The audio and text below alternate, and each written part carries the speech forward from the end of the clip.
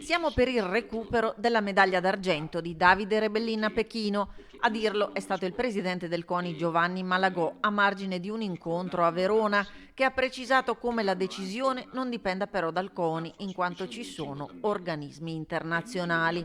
Cerchiamo di capire cosa si può fare, ha concluso Malagò, dopo quello che è successo. Davide Rebellin, il campione di ciclismo vicentino, tragicamente scomparso il 30 novembre dopo essere stato travolto da un camionista pirata, si era infatti visto privare della medaglia vinta nella prova su strada ai Giochi di Pechino 2008 per una positività al doping che lui aveva sempre contestato, venendo poi assolto successivamente, 7 anni dopo, dalla giustizia ordinaria.